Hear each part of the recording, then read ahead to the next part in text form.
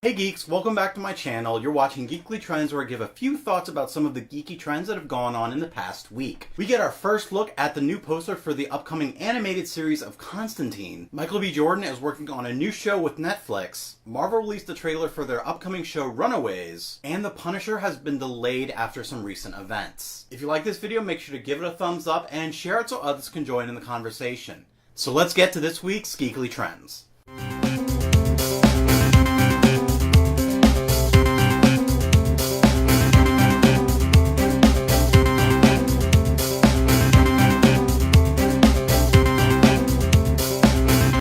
Notice that this video is happening on a Monday, which I usually do Geekly Trends on a Friday, but I was giving it some thought and I kind of want to change up the schedule of my videos, because the way I do videos is Monday through Friday. I'm looking through the internet, trying to find stories to talk about for Geekly Trends, and then I film on the weekend, and then the Geekly Trends, which is about the last week's trends, doesn't go up until Friday because I want to do my Geek Out videos on Monday. And thinking about it, that doesn't really work. I want to get the Geekly Trends out as soon as I can on Monday, so that's how it's going to be working now. So Geekly Trends on Monday, Geek Out is going to be on Wednesday, and then if I do a vlog, it's going to be on Friday. But let's get into these trends. So I may have talked about this before in a previous video. I honestly don't remember. I think I've mentioned it before. Matt Ryan's Constantine show, which was canceled very early in the first season, and in my opinion, it was the best TV show that DC had put out. It was a great show. I was so upset when it was canceled. It's being continued, but it's not being continued like it was. It's basically being revived into an animated series. Matt Ryan is returning to voice Constantine, but other than that, we don't know a whole lot of what the story is going to focus around. If this is going to be a continuation of the Constantine show, or if there's just going to be something completely new. If it's going to have if it's going to have other returning characters and other returning voice actors. I know God, I can't remember the character's name, but I know the actor that plays the cab driver. Again, cannot remember his name. Is actually a pretty prominent voice actor, so I have a feeling he'll definitely be back, just because he has such a strong career in voice acting. Actually, funny enough, he did the voice for, I think his name was Constantine. I think the name was actually Constantine, but I could be wrong. He played the bad guy in Rise of the Tomb Raider, or he played the brother bad guy in Rise of the Tomb Raider. So he's been around voice acting for a while, so I think it's a good chance that he'll return if they do bring the character back into the animated series. But other than that, we don't know. Other than that Matt Ryan is returning to voice Constantine, we don't know any other details about it, but they did show the first official poster for it, and it looks awesome. You see Constantine on the poster, he's doing some magic. It looks like he's doing the shield spells from Doctor Strange, which it's not going to be the same thing because that was Marvel, this is DC, but that's what it looks like he's doing, and then he has some demons behind him. Constantine looks really cool. Constantine looks really cool. I'm really looking forward to this, mainly because I really think animated series is the way to go for a lot of different reasons. I don't think animated series are just the best kinds of series, but I think animated series allows a lot more possibilities than live action series does, especially for shows that have been canceled and they're trying to bring them back. Like I've talked about how the animated series of Firefly would be a great idea, but I feel like an animated series of specifically Constantine, it will be a lot cheaper. They won't have to worry about sets. He could go literally anywhere in the world. They don't have to worry about traveling, or they don't have to worry about traveling expenses or set expenses. They just, they're drawing the setting that he's going to be in. They don't have to worry about special effects or stunts, because again, it's all animated, and they can even work with multiple actors scheduled, because they don't necessarily have to, and they usually don't, record voice actors' voices with multiple actors in the studio. They usually do voice actors one at a time, where they have the other characters that they're speaking with in the show. Their lines are already read either by the actor or by someone else or through the computer, and then they do their own, and then the actor that is in the studio at the time does their own performance. So especially for Constantine, I think animated series is definitely the way to go. It probably won't be picked up as mainstream as like Arrow or Flash is, just because animated series kind of go under the radar a lot of the time.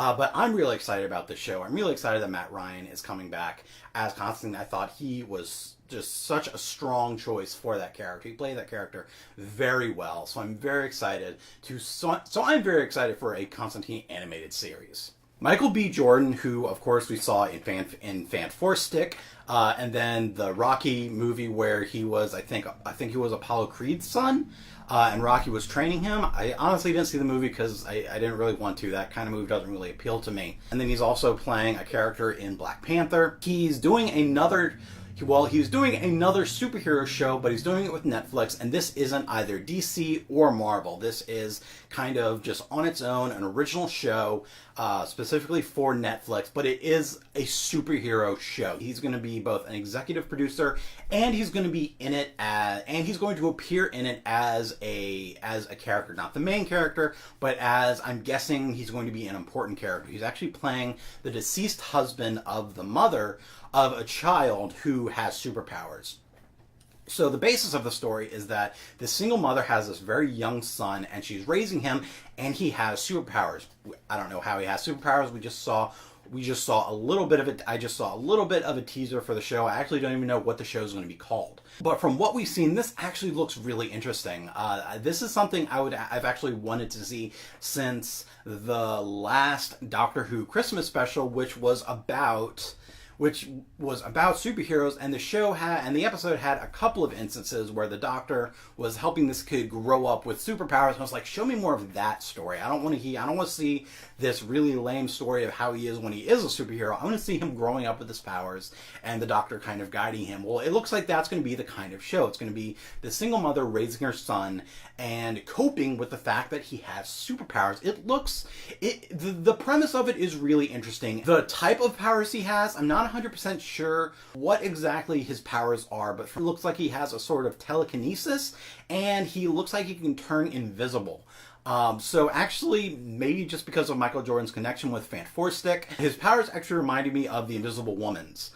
He can turn invisible, he can move things with his mind, probably going to have a bunch of others, and he's going to have to learn to control them. But it looks super interesting. Netflix has already ordered 10 episodes for its first season, so hopefully we'll get more information about that. Speaking of superpower kids, Marvel and Hulu released the first trailer for their upcoming show Runaways, which is premiering in November. This show is going to be based on some teenagers with superpowers as they fight or are in conflict with their supervillain parents. Well, getting a look at the teaser, the parents, their type of supervillainy looks very cultish. They have like these secret rooms in their homes, and they have robes that are red, and they look like the Order of the Dawn in Elder Scrolls. But that's all really we know, and I'm not even sure if the kids are superpowered or not. I know at least one of them is. From what I was to understand about this show, the kids have superpowers, but I'm wondering how they have powers, because for the most part, in the teaser, they look like ordinary kids who don't have superpowers, except for like one shot of one kid doing a superpowered thing. So maybe it'll be like something happens with the parents that give the kids superpowers. I don't know, but it looks a lot more teenage angst drama than I was expecting. Based on the premise, it's kids fighting their supervillain parents. It sounds really campy. I had a feel like I kind of thought this show was going to be a little more lighthearted, a little more lighthearted is the best way I can think of it. A lot funnier, a lot campier, but it looks very much like it's going to be very teenage angst drama, which I'm not thrilled about. The whole young, not just teenage, but the whole young people with powers dealing with being a young person in the world is definitely the direction that Marvel is trying to go outside of Netflix and ABC with Freeform and with Hulu. They have Runaways, they have Cloak and Dagger, which again, the trailer looks very teenage angst drama. And then there's New Warriors that's coming out that's kind of surrounding Squirrel Girl and some other young superheroes, which hopefully that doesn't end up being a teenage angst drama. Hopefully that ends up being just a funny show and a fun show, because I don't think I would want to see Squirrel Girl very teenage angsty. Not that she can't be. Just that's not the Squirrel Girl I want to watch a series of. So, due to some incredibly unfortunate events with the mass shooting that happened in Las Vegas just last week, Marvel and Netflix decided that they're going to be delaying they're going to be delaying The Punisher. Originally they decided to pull Punisher from their lineup at New York City Comic Con, which is happening just this weekend. They've pulled it from their lineup because they felt that a show that kind of glamorizes gun violence wouldn't be appropriate. And then they did come out and say that they are going to be delaying the premiere of Punisher just a little bit to late fall. There was originally no set premiere date for The Punisher. I heard through whatever Vine that it was going to be coming out in November.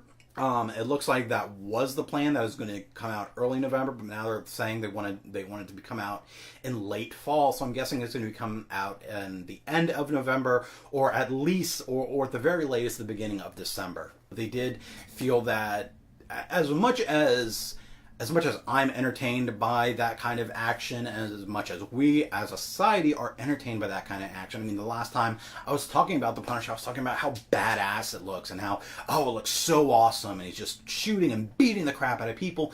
Yeah, that's entertaining. That's entertaining to watch on TV. It's entertaining fiction, but it does kind of glamorize gun violence. And right now, unfortunately, that's... not even right now, for a long time, but especially just right now in the past couple weeks, it's something that we've had to deal with. Like I said with about a Comic-Con banning costumes of Nazis, I don't necessarily disagree with this decision.